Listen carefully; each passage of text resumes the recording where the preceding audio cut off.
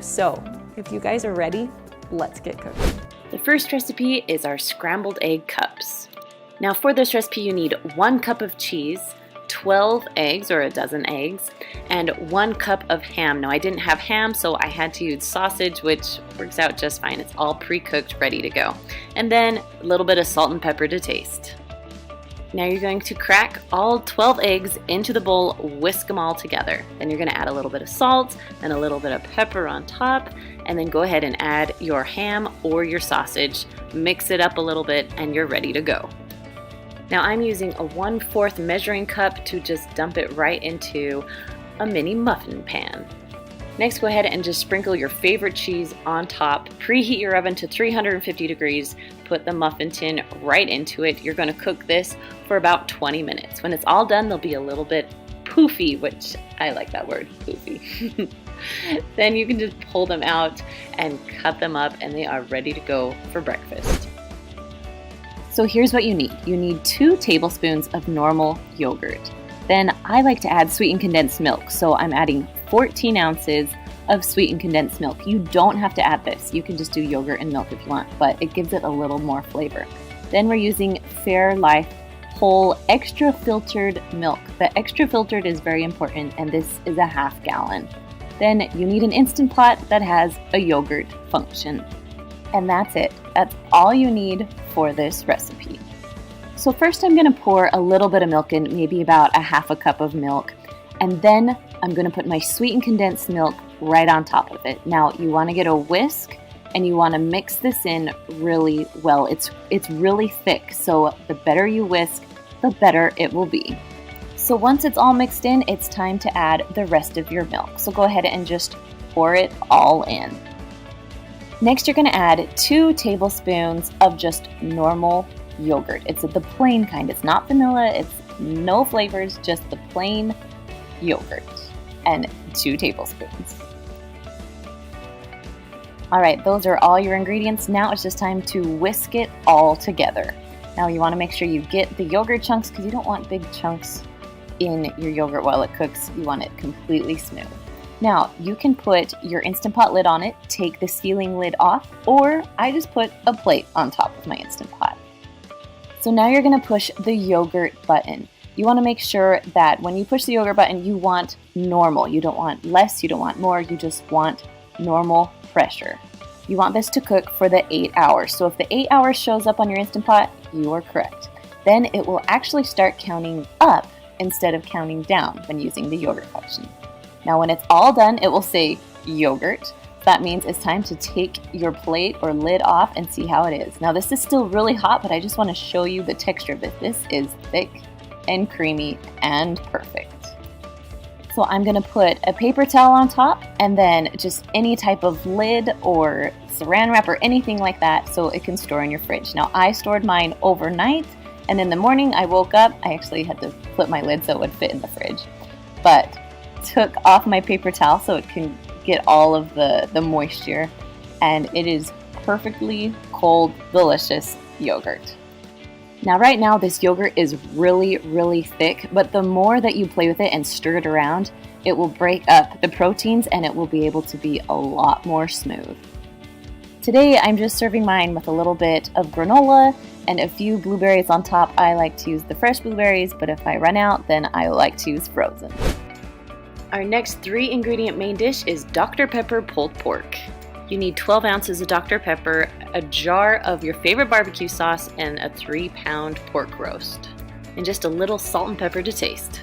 Go ahead and put your roast in the bottom of an Instant Pot. You're going to add a little bit of salt and pepper on top just to give it a little bit of flavoring.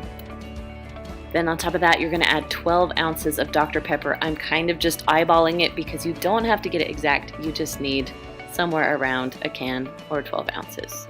And go ahead and dump on a whole jar of your favorite barbecue sauce. Go ahead and put the lid on. Make sure that the lid is on nice and secure. If you have a little knob, make sure you turn it to sealing. And I am going to cook this for about an hour and 30 minutes because it is so big and a little frozen inside.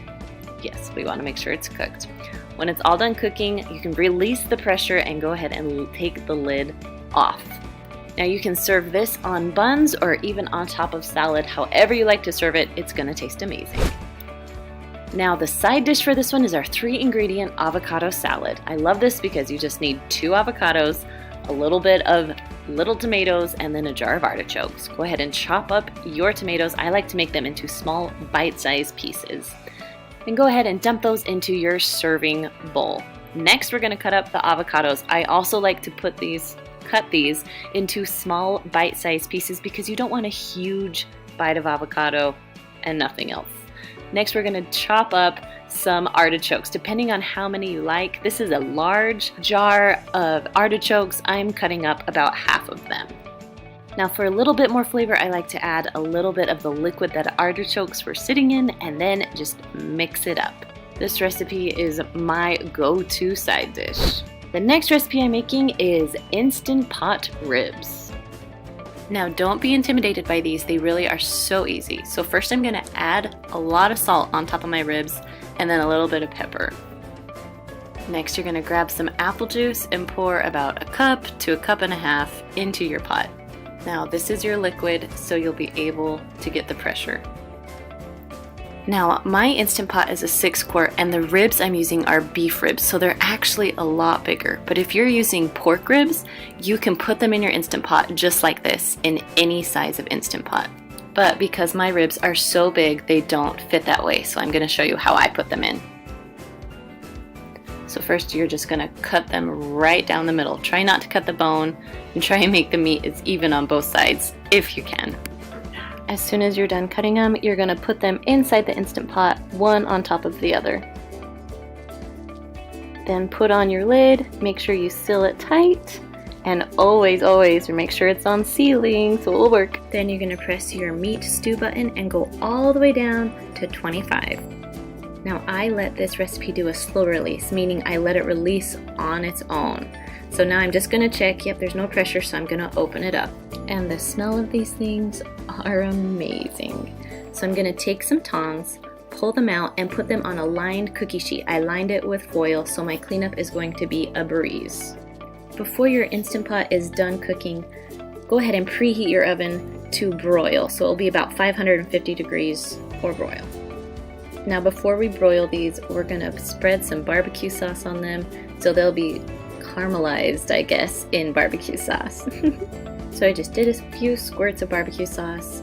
You can use any kind of barbecue sauce you like, and then I just spread it around so it will be pretty even on each rib. Then when you're done, stick them in the broiler for about 2 to 4 minutes. You need to watch it so it doesn't burn your ribs. Now instead of just dumping this applesauce, I'm going to put some potatoes in it because I'm going to have mashed potatoes with my ribs. This is totally optional, but I'm all about easy side dishes. When you have your potatoes in, you're just going to turn it, make sure it's sealed, then you'll push manual. You're going to go up to 15 minutes. While those are cooking, my ribs are done and they look amazing. And the side dish for this recipe is my Instant Pot corn. Next we're going to jump right into the corn. Now I have a slow cooker recipe for this, but today I'm making it right into the Instant Pot. Now if you've never made corn in the Instant Pot, now's the time to do it. You don't have to watch it, you don't have to wait for it. So I took 1 cup of water and I threw 4 ears of corn on. You could add probably 1 more in a 6-quart Instant Pot. Now if you're using a 3-quart one, go ahead and split the corn in half. If you're using an 8-quart, you can add more corn if you want. Alright, we're going to close the lid and put it on sealing.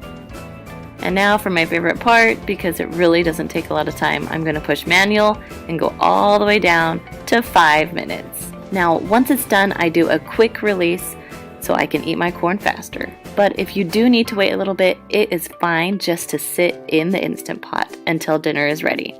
So I take my lid off and my corn is perfectly done.